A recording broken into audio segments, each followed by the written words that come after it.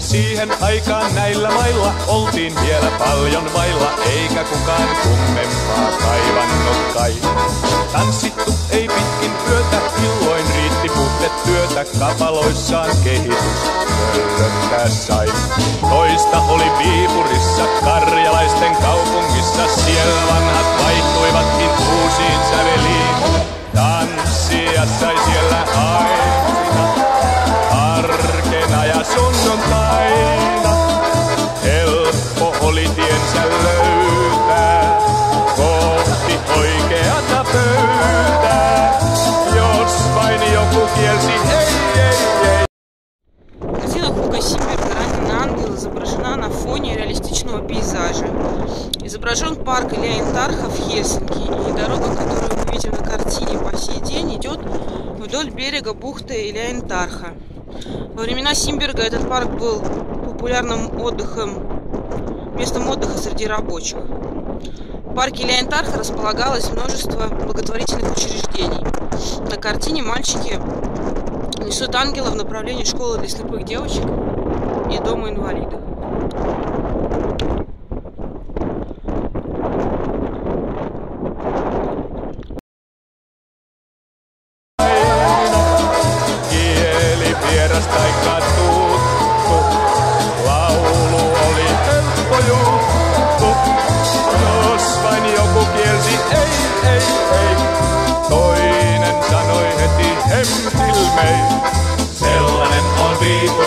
Sellainen on Viipuri, karjalaisten kaupunki. Mies hän uuti poja passas, että sydämes ja vassas viipurlaisen rakkaus assuuki vain.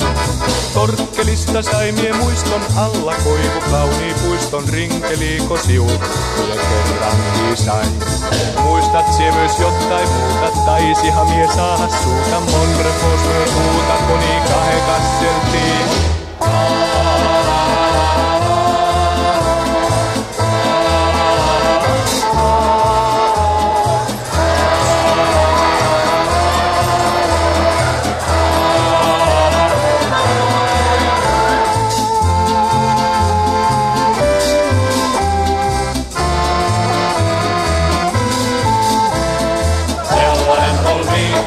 Sellainen on Viipuri, karjalaisten kaupunki.